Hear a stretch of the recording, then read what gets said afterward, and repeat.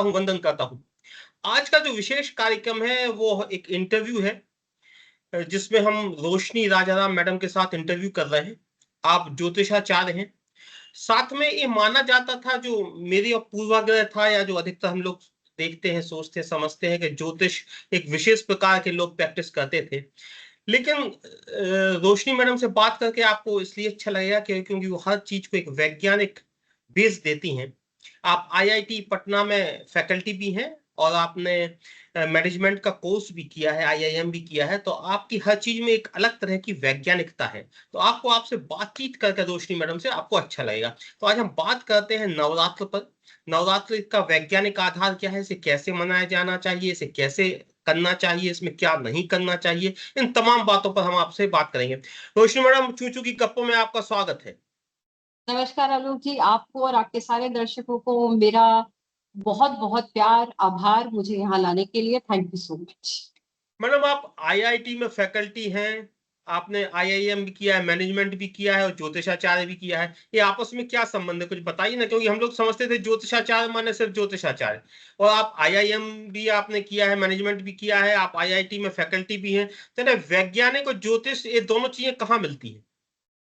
Sir, ये इस देश की विडंबना है कि हम खुद अपने साइंसेस को, ज्योतिष को मैं यहाँ साइंस बोलूंगी, हम इनको समझते नहीं हैं।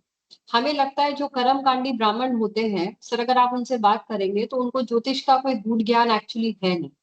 ज्योतिष एक्चुअली साइंस भी नहीं सर, सुपर साइंस है। आप ये सोचिए सर, हमारी हनुमान चालीसा में आज से कितने हजारों साल पहले the exact distance between sun to earth, when we didn't have telescopes and we didn't have NASA and we didn't have ISRO and we didn't have Chandrayans, उस टाइम पे एग्जैक्ट डिस्टेंस बता दिया गया था। तो सर, ये कैसे possible था कि हमारे पूर्वजों को हजारों साल पहले ये चीजें पता थी? हमने 9 प्लैनेट, सर ज्योतिष में आपने सुना होगा, 9 ग्रह, 9 ग्रह शांति, 9 ग्रह पूजा। सर, हमें कैसे पता था कि 9 ग्रह हैं? क्योंकि नेकेड आई से तो बहुत सारे प्लैनेट्स आपके दिखते भी नहीं है। तो सर, ज्योतिष कोई फैड नहीं है। ये हमारी विडंबना है कि पैसे कमाने के चक्करों में सर, और ओवर द ईयर्स सर, एक टाइम था जब सच में पढ़े लिखे विद्वान पंडित ज्योतिष प्रैक्टिस करते थे और सही तरीके से करते थे।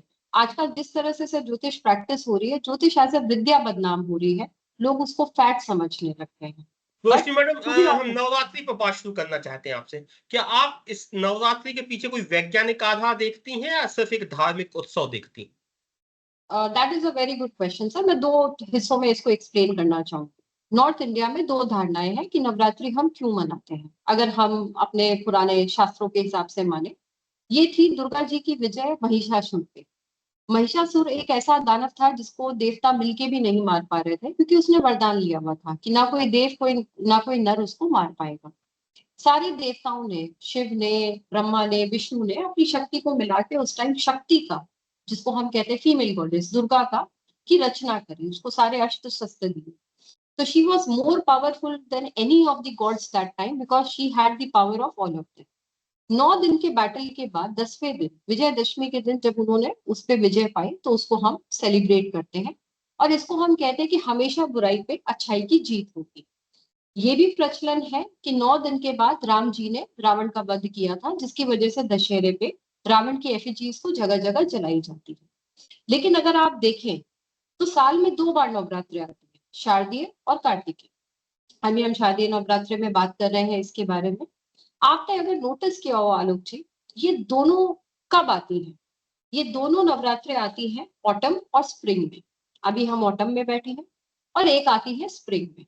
आपने कभी नोटिस किया कि ये विंटर्स में नहीं, समर्स में नहीं, रेनी सीजन में क्यों नहीं आती? आप सोच के देखें कि हमेशा जब एक सीजन जा रहा होता है और दूसरा सीजन आ रहा होता है, उस वक्त एक पीरियड होता है जो ट्रांजिशन का पीरियड होता है। ये स्पिरिचुअली बहुत ही एक्टिवेटेड पीरियड होता है। इस टाइम पे हम 9 दिनों को अपनी स्पिरिचुअल क्लेंजिंग, बॉडी क्लेंजिंग, जो व्रत वगैरह करते हैं, फास्ट करते हैं, मंत्र रिसाइट करते हैं, पूजा पाठ करते हैं, उसके लिए हम इस्तेमाल करते हैं। इसलिए इन 9 दिनों का एक साइंटिफिक महत्व भी है। प्लस अगर मैं 9 की बात करूं, आपने अगर कभी सोचने की कोशिश करी हो, 9 ही क्यों? ग्रह हमेशा 9। नंबर 9 की आप अगर महत्वता देखें, नव ग्रह, 9 जेम्स, नवरत्न जो हम कहते थे, 9 नवरात्रिज ही क्यों होते हैं? आप इसको भी सोचे, 9 को एक संपूर्ण नंबर माना गया, ये हाईएस्ट सिंगल डिजिट नंबर है, प्लस ये अपने आप में सबसे संपूर्ण नंबर। आप 9 से जितने भी नंबर्स को मल्टीप्लाई करें, उसका जो भी रिजल्टेंट होगा, आप उसको जब आपस में ऐड करेंगे तो आपको दोबारा 9 पे ही आना पड़ेगा, आपको कोई और नंबर नहीं मिलेगा। ये रोशनी सिर्फ मैडम, इस अगर हम इसके महत्व की बात करें कि नवरात्रि का हमारे जीवन में क्या महत्व है, तो ज्योतिष के हिसाब से क्या महत्वपूर्ण है, कितना महत्वपूर्ण है नवरात्रि हमारे जीवन में, इसका सर इंपॉर्टेंस देखिए, क्या है? सर ज्योतिष जो है वो सोलर कैलेंडर के हिसाब से नहीं चलता, जैसे हम दिनों के हिसाब से चलते हैं। पिछले साल नवरात्रि किसी और डेट पे शुरू हुई होगी, इस साल किसी और डेट पे हुई है और अगले साल फिर होगी, ये हमारा लूनर कैलेंडर, चंद्रमा की स्थिति पे हम तिथियों को डिसाइड करते हैं। लेकिन सिर्फ ज्योतिष इस गणना में इतना सटीक है कि चंद्रमा की स्थिति जो है वो आपके प्लैनेट पे, इस प्लैनेट पे आपके पर्टिकुलर डेस्टिनेशन पे जहां आप बैठे हैं वहां वेदर कैसा है आप भी जानते हैं। ये तो साइंटिफिकली प्रूवन है कि चंद्रमा हमारे टाइड्स को, वाटर बॉडीज को, और क्योंकि हम खुद 80-90% हम ह्यूमन बींग्स भी वाटर से ही बने हैं, तो हमारे मन को, हमारे शरीर को, हमारे बीपी को कंट्रोल करता है, हमारे टाइड्स को कंट्रोल करता है, हमारी वाटर बॉडीज को। तो चंद्रमा की मूवमेंट पे लूनर कैलेंडर बनता है। ये पर्टिकुलर टाइम सर, ये जो तिथियां होती है, तिथि इसलिए इंपॉर्टेंट होती है क्योंकि सर लूनर, चंद्रमा का मूवमेंट कुछ पर्टिकुलर राशियों को, प्लैनेट्स को एक्टिवेट करता है। एक्टिवेशन से उस वक्त ये अच्छी तिथियां मानी गई। मैडम, ये 9 दिन का जो व्रत है, इसको आप किस तरह से देखती हैं? इसका क्या वैज्ञानिक आधार है? इसको रखना चाहिए, नहीं रखना चाहिए, किस तरह रखना चाहिए? जो 9 दिन का व्रत होता है, इसके बारे में आप क्या कहें? आलोक जी, पहले मेरे ख्याल से 500-700 साल पहले वेट लॉस क्लिनिक्स नहीं थे, फैट लॉस क्लिनिक्स नहीं थे, न्यूट्रिशनिस्ट नहीं थे, और लोग वजन कम करने के लिए या वजन से ज्यादा पीड़ित नहीं थे, शुगर, डायबिटीज, बीपी नहीं हुआ करती थी, क्योंकि उनकी लाइफस्टाइल ऐसी थी कि वो अपने लाइफस्टाइल को अच्छा मैनेज करते थे। आज से 500 साल पहले कैंसर्स नहीं हुआ करते थे और इतने रैम्पेंट नहीं थे जितने आज हैं। क्योंकि ये जो 9 डेज का मैंने आपको क्या बताया कि आप इसकी टाइमिंग देखिए, ऑटम एंड स्प्रिंग जब मौसम ट्रांजिशन में फेज में होता है उस वक्त ये 9 दिन हम ऑब्जर्व करते हैं। इस वक्त जब आप फास्ट करते हैं, और ये मैं नहीं कह रही हूँ, ये आपके डॉक्टर्स और साइंटिस्ट कहते हैं, इस वक्त जब आप फास्ट करते हैं तो सबसे पहले आप क्या करते हैं, अपने डाइजेस्टिव सिस्टम को रेस्ट देते हैं। आप उल्टा सीधा नहीं खा रहे, तला भुना नहीं खा रहे, गंदा नहीं खा रहे, बाहर का नहीं खा रहे, नॉन वेज नहीं खा रहे। मैंने ऐसे ऐसे नॉन वेजिटेरियंस देखे हैं जो पूरे साल नॉन वेज खाते हैं लेकिन नवरात्रों में वो छोड़ देते हैं। जब आप अपने डाइजेस्टिव सिस्टम को रेस्ट देते हैं, आपके लिवर को डिटॉक्स करने का मौका मिलता है। ये वो ऑर्गन है, जिस दिन से आप पैदा हुए और जिस दिन तक आप जीवित हैं, इसको बेचारे को नॉनस्टॉप काम करना है। इसको डिटॉक्स करने का आप मौका ही नहीं देते तो आपके बहुत सारे टॉक्सिन्स लिवर में अक्यूमुलेट होते हैं और बाकी के सेल्स में जमा होते हैं। जब आप फास्ट करते हैं, आपका लिवर डिटॉक्सिफाई होता है और सेल्यूलर लेवल पे आपकी पूरी बॉडी क्लीन होती है। When Roshni this madam, happens, जो एक जो सबसे महत्वपूर्ण सवाल जिसको सारे लोग जानना चाहेंगे, मुझे लगता है कि सबसे ज्यादा सवाल आपसे पूछा जाता होगा, वही सवाल मैं भी आपसे पूछना चाहता हूँ। मैडम, इन 9 दिनों में कोई पूजा का कुछ विशेष महत्व होता है क्या? और दो पार्ट है इस प्रश्न के। दूसरा मैं पूछूंगा कि जो मंत्रों का जाप होता है, पहले आप पूजा वाला जवाब दे दीजिए, फिर मैं मंत्र वाला पूछूंगा। क्या इन 9 दिनों में किसी तरह की कोई विशेष पूजा की जाती है? सर ज्यादातर जो प्रचलन है वो एक घट की हम स्थापना करते हैं, घी का दिया जलाते हैं, कुछ जौ इस्तेमाल करते हैं। अब आप इन सब चीजों को देखें तो पूरा ब्रह्मांड आपके लिए, जैसे हम कहते हैं हम ब्रह्मांड का हिस्सा है, ब्रह्मांड हमारा हिस्सा है। घट का मतलब होता है ब्रह्मांड। आपने ब्रह्मांड का उसको प्रतीक बना के स्थापित किया है।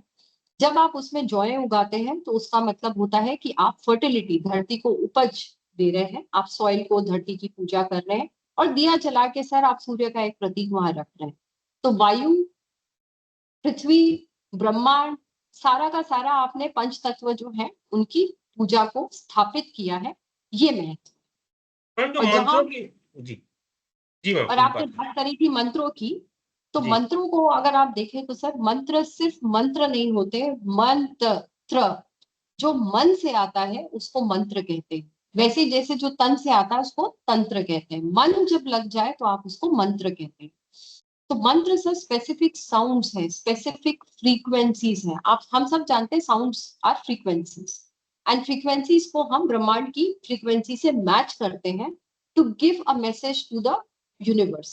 सब लोग जानना चाहते हैं, मैं भी जानना चाहता हूँ, क्या इन 9 दिनों में अगर आप कोई विशेष प्रकार के मंत्र करते हैं तो क्या उनका ज्यादा प्रभाव होता है, या जो मंत्र जल्दी सिद्ध होते हैं, या क्या उनका ज्यादा पॉजिटिव असर आपको मिलता है 9 दिनों में?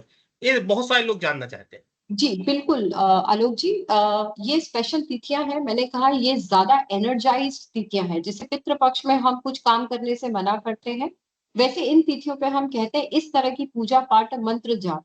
और आपने पूछा क्या करना चाहिए, दुर्गा सप्तशती का पाठ करना चाहिए, लेकिन यूजुअली नॉर्मली लोगों को उसको करने में बहुत समय लगता है, उच्चारण डिफिकल्ट लगता है। तो मैं आपको एक मंत्र बताती हूँ जो हम सब कर सकते हैं, बहुत ईजी है और हम बचपन से सीखते आए हैं।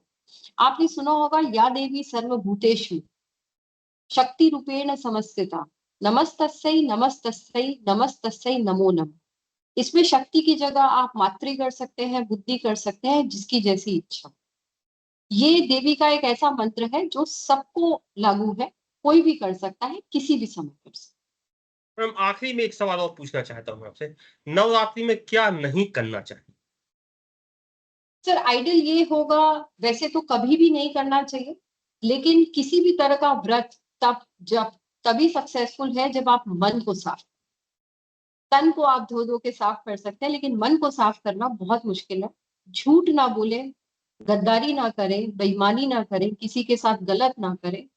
मन चंगा तो कटौती में गंगा, सारी सिद्धियां यही मिल जाएगी। कुछ भी गलत ना करें, ईश्वर का नाम ले, देवी को समर्पण दे।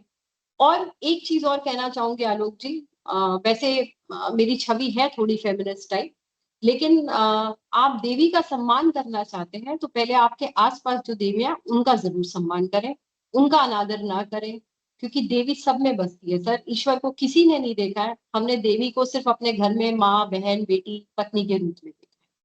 उनका आदर करें। चलिए रोशनी मैडम, हम लोगों से बात करने के लिए, हमारे दर्शकों को बहुत सारी जानकारी देने के लिए, खासकर जो मंत्र और पूजा आपने बताया उसके लिए आपका बहुत बहुत धन्यवाद, आपका बहुत बहुत आभार, आपको बहुत बहुत नमस्कार। थैंक यू आलोक जी, नमस्कार।